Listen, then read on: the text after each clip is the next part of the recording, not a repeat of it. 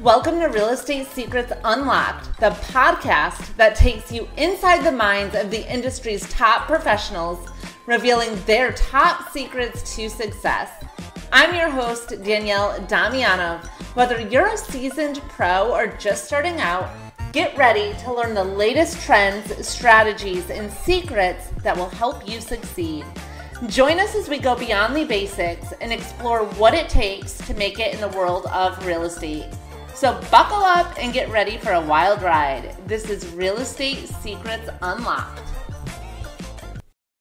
Hey everybody, it's Danielle Damianov with Real Estate Secrets Unlocked, and I am here today with Isaiah Colton. He is the owner, CEO of REN 360, which is a digital marketing company. Thank you so much for being here. I really appreciate it. Yeah, I'm excited to be here, especially, just getting to know you a little bit here in your background. We have so much in common, and I know that I'm just really, really pumped up about our conversation here today. I am too. I know when I was doing a little bit of research, I'm like, wow, we do have a lot in common, kind of taking the same paths and stuff like that. Yeah. So why don't you tell everybody just a little bit about your background and where you came from and stuff like that? Yeah, for sure. So, grew up in a small town, farm boy. My grandfather had a farm. Didn't know what I wanted to do with my life. I thought I wanted to do physical education, and that was not the route. So I got involved into marketing and sales, and I fell in love with it. I ended up working for a startup company. Tremendous experience. I learned so much working for that startup company, and having to do things with your own cash flow because they didn't have any venture capital. We built a really awesome company. And along the way, I was taking the money that I was making and I was investing it into real estate.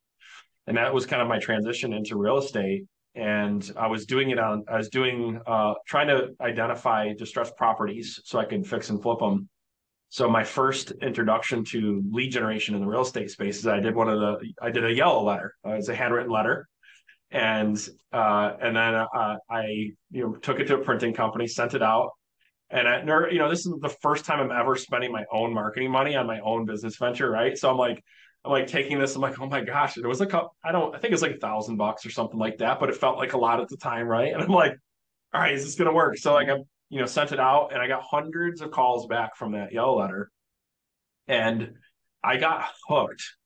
It just hooked me with the whole process, and so I got really good at lead generation, particularly working this attracting sellers. And so I had agents that I'd give these leads to.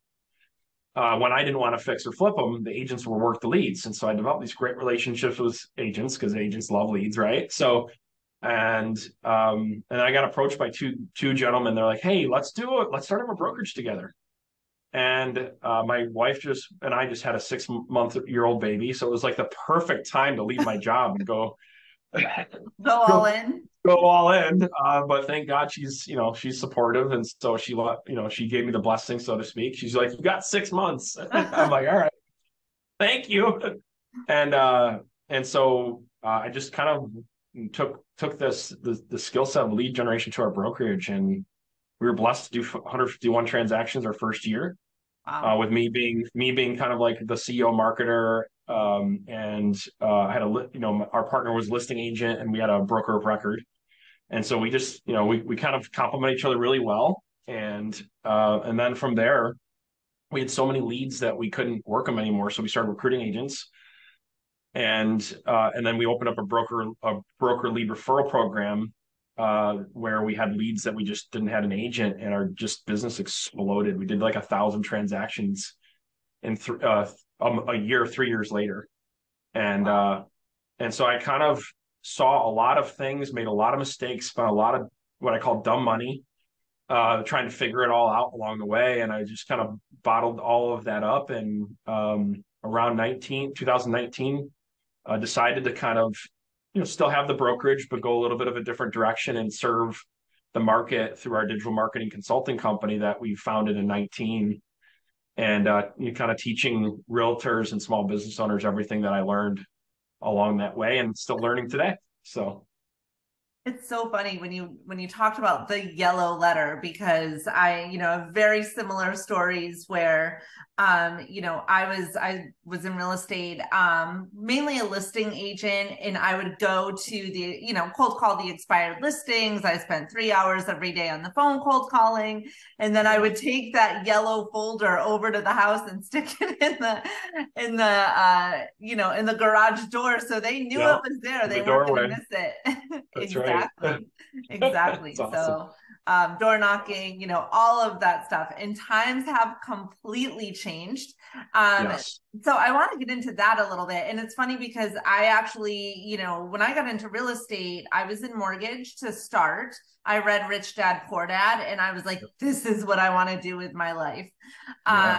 and got, right into real estate after that, opened up a brokerage, and then That's just awesome. started, really pounding the phones. I mean, between '05 and '08, it was very easy to get deals, but after 2008, it became a little bit Totally, more difficult.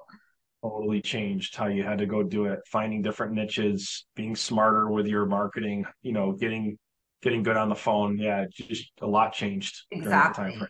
Yep. Mhm. NLP, all of that, which I think is still important. Like learning, Oh you yeah. still have to talk to people. You still have to mirror and match, Oh NLP yeah. and all of that stuff.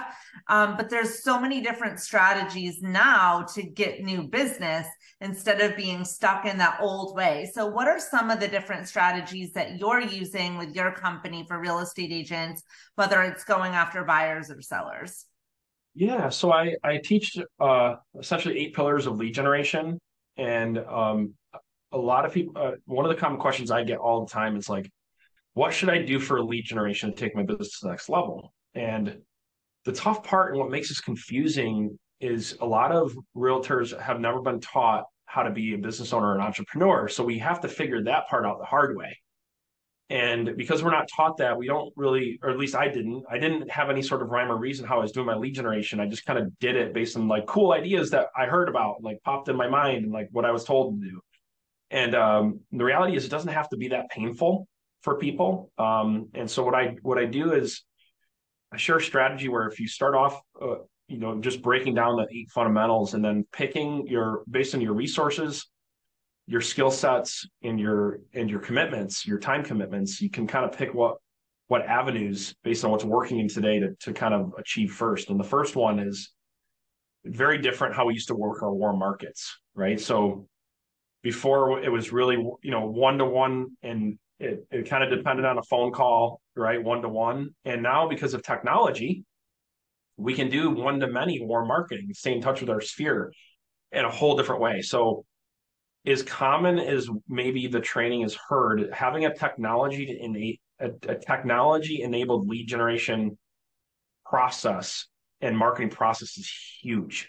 So, for an example, if you have your warm market, simply getting good at doing a video once a week or every other week, and then getting really great at marketing to that video to your warm market, that one simple strategy most agents are not doing. They're taking it for granted, and it's the foundation of everything, because what are you trying to do? You're trying to build your warm market. No matter what strategy you're doing, you're trying to get to know more people. Right. So I always recommend starting off there to make sure that you have a technology enabled lead generation and lead follow-up process, really good CRM and really great multi-channel marketing wrapped around that CRM. Your database is staged out the right way so you can properly stay in touch and with your database. So that's number one. It's getting easier to do that, by the way, because of AI. So a lot of people don't. Oh yeah, it's simple to do video. Well, it's more, or it's hard to do video. Well, it was hard to do video, but it's so much easier to do video now because I can go to Chat GTP. I can. Here's exactly what I do. By the way, I go to Chat GTP. I list out all of the problems my target market has, and then I take one of those problems and I ask ChatGPT to come up with a script using the science of NLP and persuasion in the script, which most people don't put that prompt in. So it I gives love them that. credit. Okay. So use the science of persuasion and NLP in the script, and then it comes up with a totally different script. It's like, wow, this is really good when you tell it to do that. And then basically you take that video and it's easier than ever to even edit videos now, because there's a lot of software editing tools through Canva. Canva has AI built into it now. There's a lot of other apps out there, we can dive into, and then you just push that video out everywhere. I recommend starting with YouTube, formatting it for YouTube, and there's a tool called Viral. You can take that long form video, chop it up into 10 short videos. The AI tool will do it for you, and then you take that content and you shoot it out to on all your social media channels. There's different apps to do that, and that's one of the core principles that we teach and train and we do for our clients. And that's why I start off with warm market. So it's so funny. I'm teaching a class tomorrow afternoon on all of that, and like the exact same thing. It's social media, it's lead generation and lead conversion using artificial intelligence. ChatGPT, video is, we'll do the reels and stuff like that. Canva, Pictory, you can actually create a video and don't even have to be in the video if you don't want to be. Right. Yeah, exactly. Exactly. So you can, with the voiceover, like with Murph, with video, with all of that. I mean, it's awesome. And there's so many people don't know about it. I know it's new and stuff like that, but just so many people. And the best thing is you can hire a VA to do the entire thing for you if you really wanted to. Just teach them to use the tools, right? People think like, oh, I should be using these tools. Like if you're a real estate agent, you should be learning these tools and then finding a VA to use these tools. Learn them, but don't sit, because the reality is like you still have to have leverage, right? And the best use of your time is not for you learn about them, but not forever doing this yourself. Right. But finding a VA for $500 a month or $600 a month that can do this for you, or splitting it with another agent. We recommend that a lot. If you can't afford a full VA, find another agent in your office, assuming your team doesn't have that capability, and split the bill with them and have them, there's a lot of ways to get it done.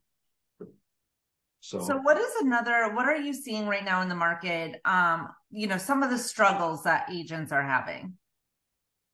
The biggest struggle that I see is the too much focus on trying to go after the new lead, which is important because you have to build your database, and not enough focus on or learning the business acumen or the process of actually nurturing leads in your database.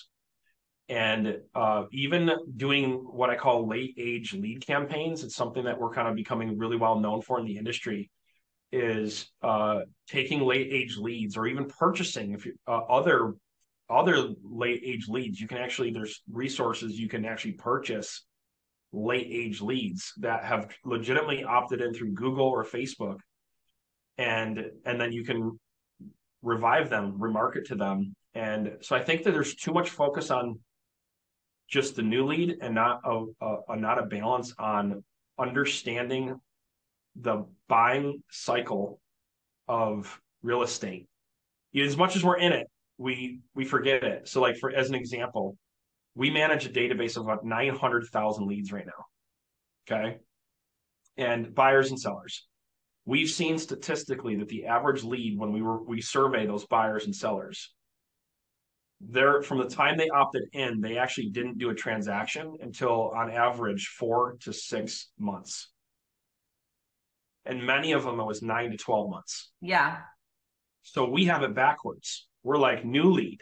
Awesome, excited. We call it once, reach out to it once, and then we let it go dead. And then they end up doing a transaction with somebody else because we didn't properly stay in touch with them or have campaigns to revive those leads. So that's number one. The first one is how we prospect, how we do lead generation, lead follow-up. Right now, we've been programmed to do it on the phone or a door knock. And that is only 2 ways to communicate with somebody nowadays. So instead of making 100 phone calls, make 40 calls, but also text them and send them a video email in the same contact. And if you have the technological capability, send a ringless voicemail. So for our real estate team, we don't recommend making 100 phone calls anymore. We used to pound that. We recommend do 20 to 40 outreaches, but do it through 4 or 5 different channels of communication And Danielle, the response rate has gone up almost 50%. Wow. Yeah. Yeah, no, I know it's awesome because, being able to sitting on the phone and trying to call, make 10 contacts an hour for 3 hours a day, which is what I used to do, Same 30 here. contacts a day and half the time. Same here. Yeah. Yeah. Same here. The Yeah. technology has completely changed the way we do business. And to be honest with you, a lot of people don't really want to talk to you when you call them out of the blue. You know what I mean? So Nobody being answers the able phone to anymore. be top of Yeah. mind Yeah. and not having to, interrupt somebody during their day is amazing.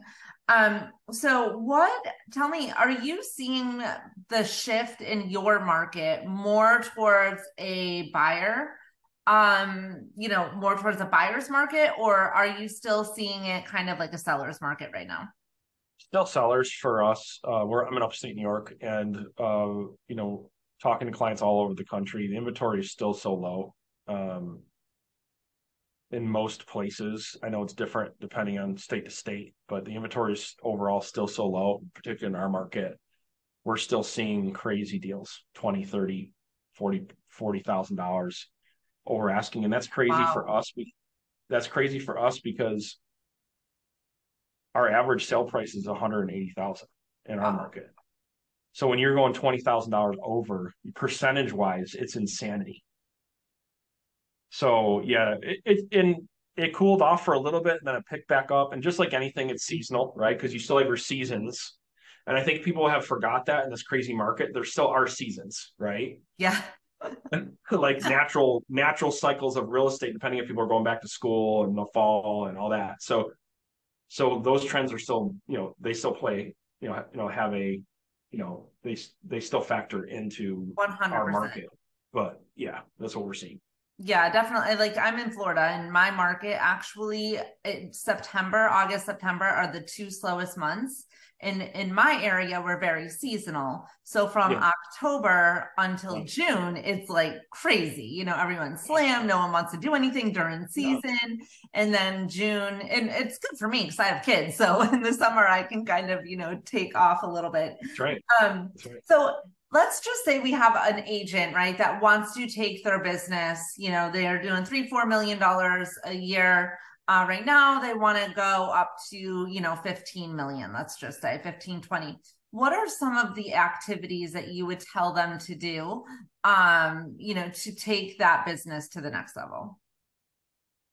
Yeah, so we have a blueprint we teach called the Sales Acceleration Blueprint, and there's a 100-page outline on this topic, but I'm gonna like just rapid fire like outline it, and it's the exact step-by-step process to get to seven figures, to get to $1 million cash collected or GCI. First step is your database and your CRM, and if your CRM, you have to become a technology enabled team leader, brokerage, or entrepreneur, like solo entrepreneur. You have to be technology enabled first because it's virtually impossible to get the leverage you need to succeed if you're not using technology the right way in today's market. So that's the first thing is get your database organized, get your CRM set up, get your stages set up, get your pipeline set up, link up with somebody like you or somebody that is a pro at it that can help you do that properly because almost anything else you try to do after it will not be as effective if your database is not consolidated and you don't have a consistent process with your CRM. 100%. So like that's the core of everything. And as simple as that sounds, 80% of every realtor is either does not use their CRM consistently. They have it, they use it sometimes, but they're not taking full advantage of the technology that it offers.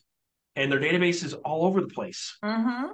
And that it's killing them. So literally there's for most realtors doing about, doing 2 million in productivity, there's six figures sitting there just doing that and then getting organized with that. So that's step number one. And then just doing consistent outreach through, through a video. So step number two is lead generation of actually generating new leads, is finding consistently a lead that works for you that's predictable because referrals are really important, right? But they're not always predictable. So if you're gonna take your business to the next level, you have to have predictable outcomes, and you can't have predictable outcomes if you don't have a predictable way to actually building your database. And so I recommend finding a lead source that's cost effective and calculate it based on what your conversion rate is. So a lot of people don't even know what their conversion rate is, but if you take the industry average, 2 to 5% of leads on average are going to convert if your follow-up is average and good. So what you do is whatever lead source that you're using, you say, okay, if I want to do 50 transactions this year, how many leads do I need to do 50 transactions? Well, if you take your average conversion rate of 2%, lowball it, okay, you can figure out how many leads you actually need to generate based on a 2% conversion over the course of 12 months to get to 50 transactions. And that's what you try to build your budget around. And then you find a lead source that you can budget into that number or lead sources. And I think one of the things that really stuck out with me and what you said was, a lead source that works for you. And I cannot tell you how many times, believe me, I did not like cold calling expired listings, but I did it every single day. And I was there at 8 a.m. doing it. And I'll talk to agents and they'll be like, oh, I think I should start to call expireds. And I'm like, if you're not going to do it every day and you're not going to do it consistently and you're not going to do it at 8 a.m., don't waste your time or your money because there are so many shark agents out there that make all of their business off of expired listings, and their scripts are good. Their follow-up is good. They're like bulldogs. They go for that appointment every time. And the only way you can get good at something like that is to do it consistently, and practicing. So if you're not up at 8 a.m. on the phone, that's not a way. I'm glad you mentioned that because I don't train and coach to expireds and for sale by owners. And oddly, that's where I made most of my money. And people are like, how come you don't train on it? I go, because 90% of you won't do it. Exactly. So or shouldn't do it because you're not committed to. So I think there's such good wisdom there of what you said is just finding, and people that's one of the things they're like, what lead generation strategy should I do? Whatever you're committed to do, whatever you can commit yourself to do. Is really it. And then from there is really honing in your follow-up. So your speed to lead, getting your technology going. And there's this conversation about, well, I don't like using drip campaigns because it's not personable. And so my question back to them is, what's more personable? Them never hearing from you at all, because you're not going to have time to call every one of them or stay in touch with every one of them, or some content that is going out to them. So that, and because here's the thing, you don't have to, the first phase is get your follow-up, your speed to lead and your automation set up. And then as a secondary, look at your reports and see what's working, what's not working. And then you customize it to what works. But people are like, well, I can't do anything with my lead follow-up through automation and technology until it's perfectly customized. And that's why it never happens, because they overthink it. So I've seen people be able to, once they've got their speed to lead and their lead follow-up, I've seen our clients will be able to wake up in the morning and open their inbox and see people that have replied. And now they can they develop what I call a smart list. And now they can just call the people that are replying instead of having to blind prospect or do whatever, and then transition to calling their new leads and then transition to call the other stuff. And it makes it more fun. It's like, oh, cool. Like I got these 5 people that I can start off working with them that have actually responded positively before I do other things. And it gets you in a better mindset. All the things that go into it when you can knock out an appointment in the first hour without having to get blasted in the face with 17 not interested, right? So and not interested is a nice way to put it. Yeah, exactly. So the follow-up is huge. We all have heard it, the fortunes in the follow-up. I say it this way: technology enabled follow-up will make you a fortune. Yep. Yeah, because a lot of people are just not consistent in following up. Yeah. An imperfect action beats, inaction every single time. And That's so right. as you do it, just like when you start cold calling and stuff like that, when you're doing that, you're not that great. You're a little rusty, and then you get better, better, better. The thing that I found with the automation that can turn people off sometimes is as you're working out those automations and those kinks, sometimes an automation might fire off when you did not mean that for that automation to fire off. Yeah. You know what I mean? Yeah. And that So, happens, right? It but happens. things happen, right? And Yeah. so that actually happened to me this week where I am like, I started a new automation on something. It was basically like a stale lead where if somebody was in my pipeline in this, column for over 5 days, it sent a follow-up automation to kind of get them back on track. Well, this person actually already closed a deal and I forgot to take her out of there. And so I called right away. Hey, and you know what? We had a Right. great conversation. And so, that mistake, I called to apologize about the random email she just got, Yeah. actually led to a really great conversation, Probably right? appreciated it, right? Of And it turned into course. something positive. Yeah. I love that story. That's a great story. Yeah, Most of the time we make bigger deals out of things than they really need to be. So I exactly. think that's a good example. So, Yeah. and it costs us so much money and productivity in our financial future by Well, making bigger because deals out of things. some people might be like, oh, I'm never sending out another automation again. I can't believe that happened. I'm not going to call them. I'm so embarrassed. Da, da, da. Which, truth be told, a lot of that went through my mind. Not the Yeah, no automation, but like, oh yeah. my God, I can't believe that. Da, da, da. It's a natural reaction, right? But imagine Of if we course. did that because we didn't get a listing presentation because we messed up on our listing presentation. We mess up all the time, right?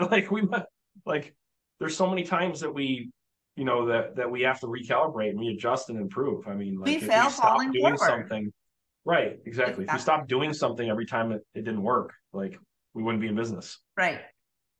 So uh Exactly.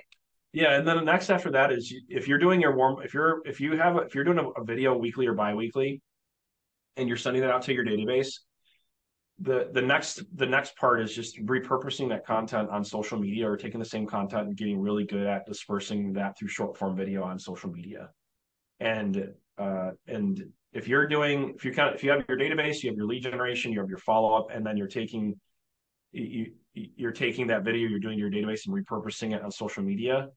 From there, there's it's almost impossible for you not to start working your way to doing another six figures if you're doing that consistently. And then what Exactly. we tell people is you look for leverage. Now you look for your marketing assistant, you look for an inside sales agent. I'm not saying you don't want to do this before, but like there's some key people you need in your life to go to the next level that you're either a transaction coordinator or an executive assistant or a marketing assistant and a big one is an inside sales agent will change your life and because it changed mine. So I got to the point where we couldn't keep up with it all. I hired an inside sales agent. First one didn't work out. Hired another one that didn't work out. And then I found one that started booking 2 or 3 appointments a day for me, and it changed everything for our business.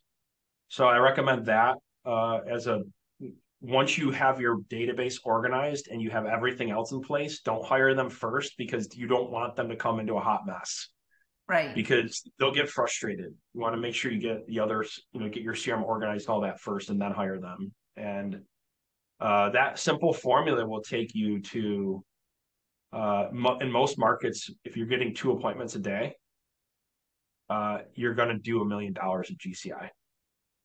100%. And one thing to keep in mind is that, the same team that got you to where you are today may not be that same team that's going to get you to where you want to go tomorrow. And so you have to start readjusting, and you might love them, right? Maybe they're just going to be in a different seat on the bus at this point because you need somebody else to take you to that next level, right? Because you can't do Absolutely. it on your own. Yeah, I'm glad you mentioned teams because if you look at that structure that you and I just reviewed, where you look at your database, your lead generation, your lead follow up, your social media, and then having an inside sales agent and people to support you, you take that same structure. Now you start turning some of those efforts towards attracting the right team. That's how you go to $2 million in GCI. That's how you go to 3 is not now just use that same process, but turn it towards agent attraction. And that's how you start growing a team. There's other things you got to work on too, leadership, usually other things too. But the exciting thing is if you can do a lot, for some reason, a lot of people don't make the connection to getting really good at marketing, and what I call that flywheel that I just kind of went over. A lot of people don't make the connection. Now you just turn the same process towards agents or towards agent attraction, and that's when you really, if you really want to truly become financially independent in real estate, you have to have at least a small team. Right. It's funny you said marketing, because I actually did a video today on the fact that there's a very distinct difference between sales and marketing. And if you don't have both of them down, you're going to have that stagnant growth, because marketing is going to bring that brand awareness and get you out there and have people calling you. But if you don't have that sales, your lead follow-up or able to convert those leads, right, then it doesn't matter how much marketing you do, and vice versa. If you have you're killer in sales, you're awesome, you got NLP down, you're whatever, but you have no marketing, and you're a secret agent, then that's not going to work either. So a lot of times people will say, oh, I'm doing all this stuff for marketing, right? They think that they're doing it. Yeah. And they are, but the sales aren't there because they don't have that sales piece. So you really have to identify what your strong point is. If you're doing a ton of marketing, you're doing all the social media, but you're not following up or commenting or responding to anybody that comments you or people in your DMs and stuff like that, then it doesn't matter. So you got to kind of look at both pieces differently and see what it is you need more assistance with, because you got this one down, but this one is just not working. Yeah, I love that you break it down that way, because when people come into our world, we have digital marketing services, but we also have a mastermind group. And we actually run our mastermind groups like that because it's such a big problem where one day is devoted just for lead generation, aka marketing.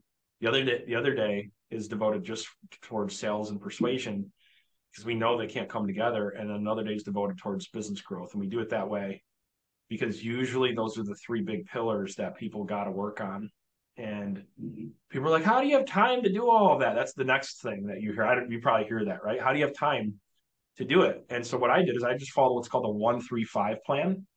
So 1 hour is of personal career development, calibrating my day.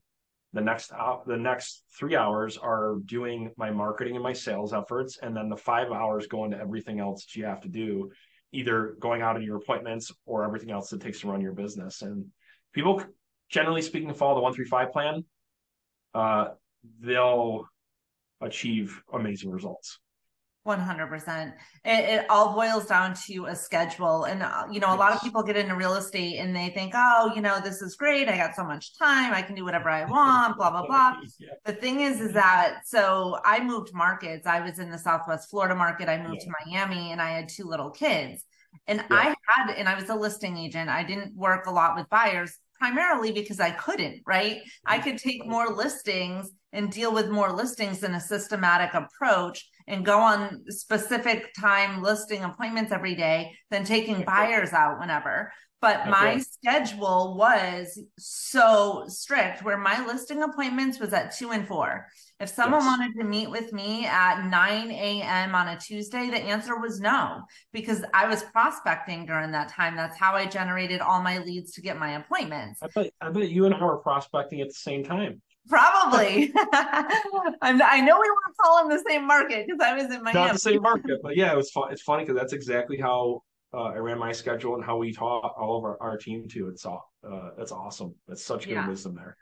Yeah. And so it really boils down to a schedule and staying on your schedule and not letting that, oh, well, this one buyer's in town and they only have today.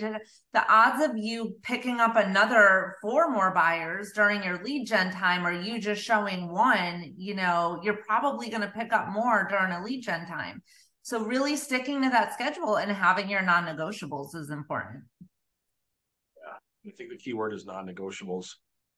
And, I'd like to challenge everybody that's listening to this to really ask yourself what that word means to you. I'm kind of a nerd when it comes to like looking up definitions. I got this from my mentor. He said anything that you use in common language and practice, start looking up the definition of it. And all of a sudden you'll start having breakthroughs, kind of like when you read a book for the first time and you go back to read the book and it hits you a different way.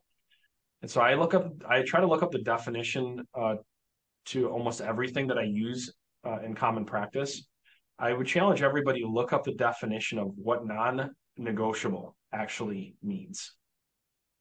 And we know consciously like what it means, but like the details of what it means, it'll sit in your brain differently and it'll convict you differently if you look up what that actually means. And it's even easier now. Just go to ChatGPT and ask, hey, what does non-negotiable mean? And it'll give you this really cool breakdown.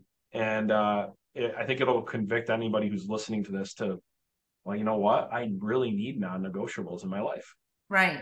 I love that. I never heard of that before. I'm going to start doing that, looking up definitions of words I consistently use. Even simple things like the other day I looked up, Danielle, I looked up the definition of lead generation. Well, people define lead generation all sorts of different ways in our industry. Most people don't even know what lead generation is and is not. And so like what I do is before I start any training, I actually start by defining what it actually is. Because we can't possibly do it right if we don't actually know what it is. Right. So I asked, what helped me uncover this is I was doing a mastermind with a private group of about 20 agents. And I said, when you hear the word lead generation, what does that mean to you? It was wild how people define lead generation. They're like, it's cold calling. It's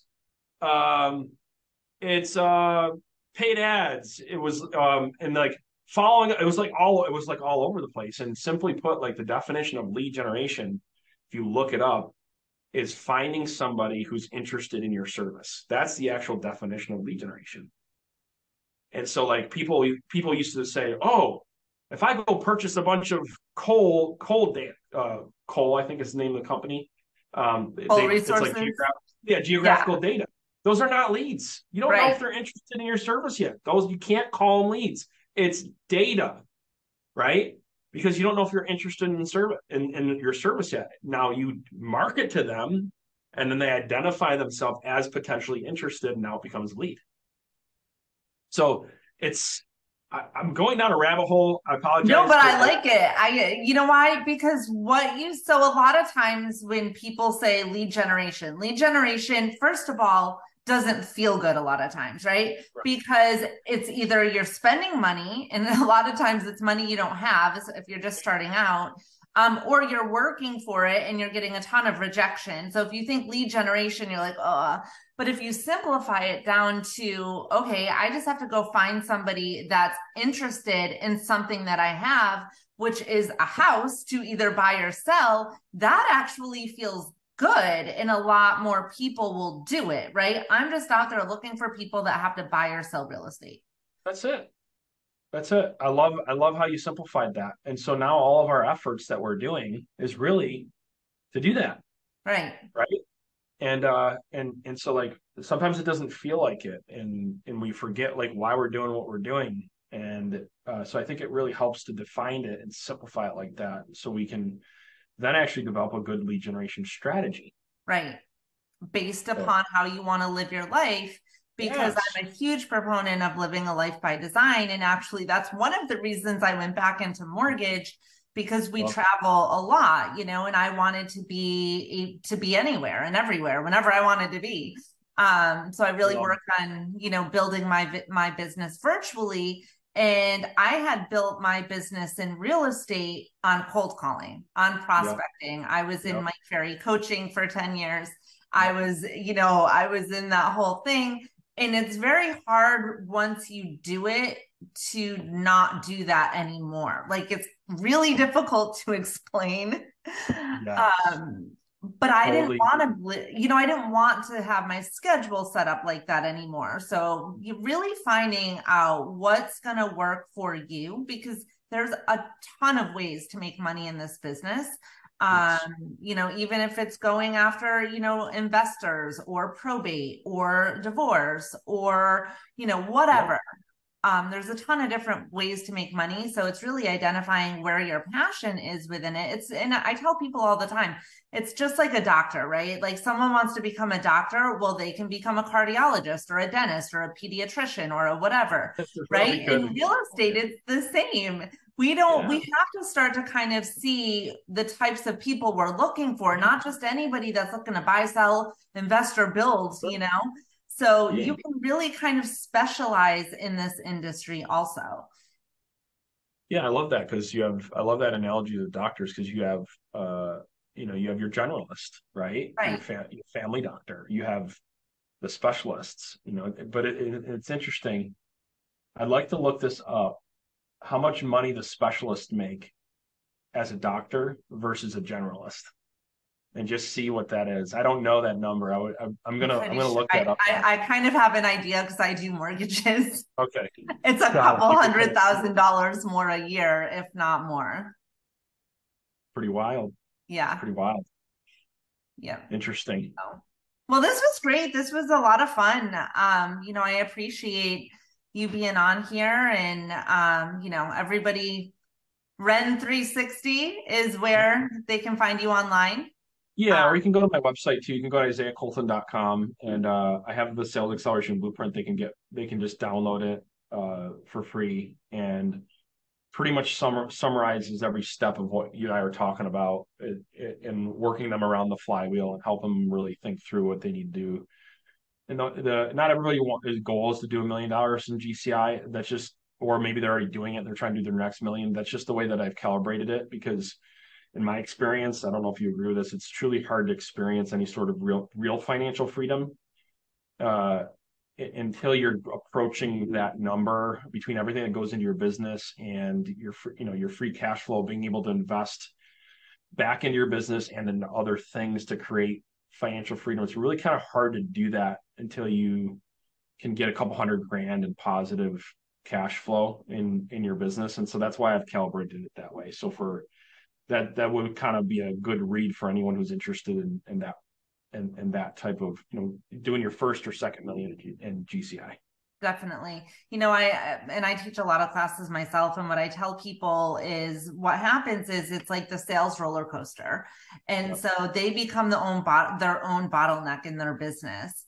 And it's like, they do all the lead generation activities to get the deals and like they got the deals are up here, everything's great. And those deals either don't close or they do close, but they're not continuing to do everything that got them the deal. So they're like this, and now they have no more money to get help to grow their business. So their business is always like this. You and I could do a whole nother podcast on that topic.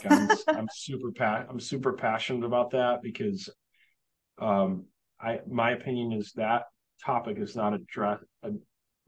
Budget and financial management and money acumen, like actually financial acumen and actually learning how to manage your money is not talked about in our business enough.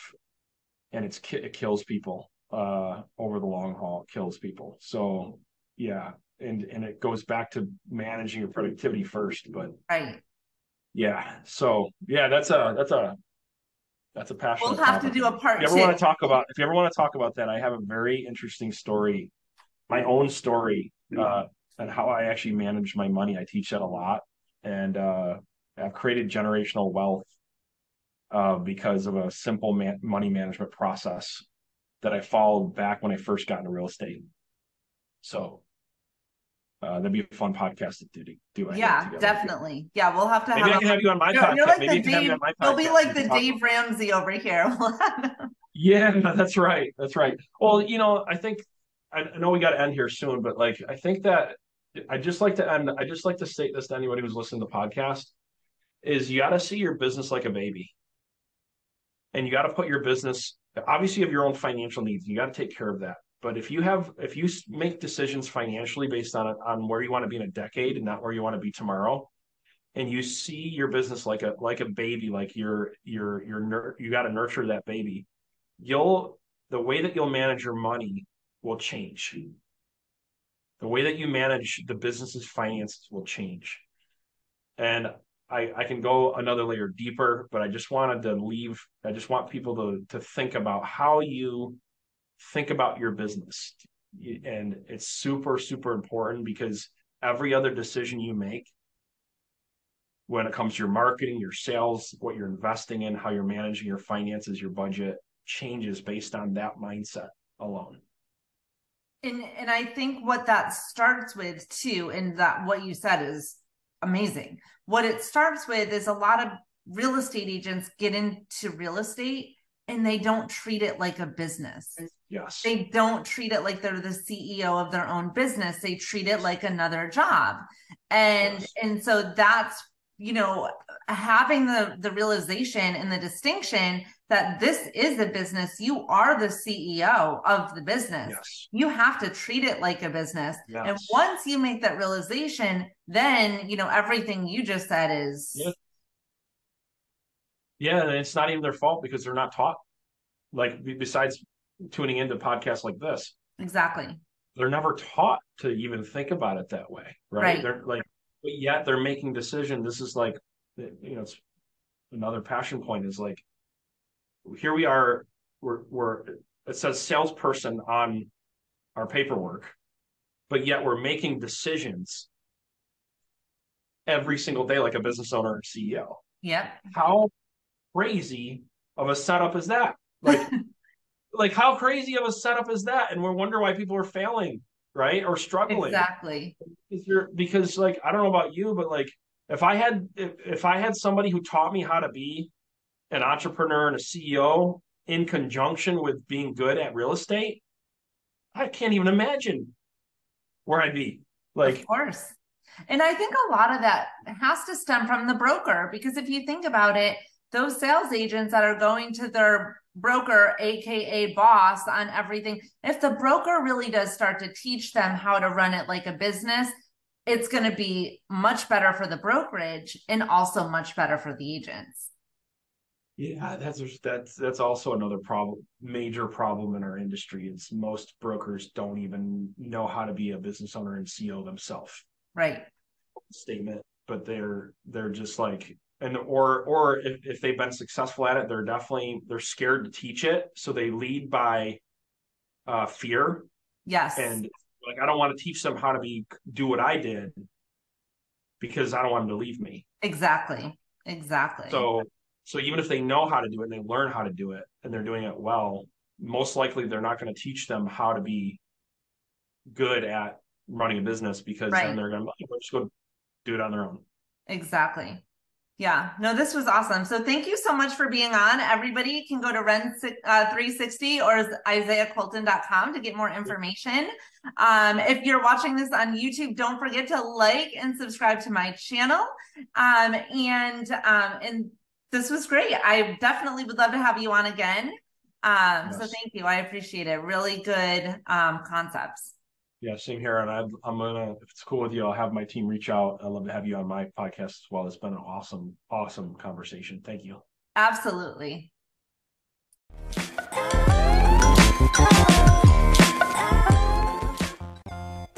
Well, that's a wrap. I hope you enjoyed today's episode of Real Estate Secrets Unlocked. Don't forget to subscribe to our show on your favorite platform, and we would love your feedback. Check us out on social and let me know what topics you want more of. Don't forget to like and subscribe to our channel and our show. I'm your host, Danielle Damianov, and until next time, stay motivated, stay excited, and keep growing in this crazy world of real estate. Thanks for listening to Real Estate Secrets Unlocked.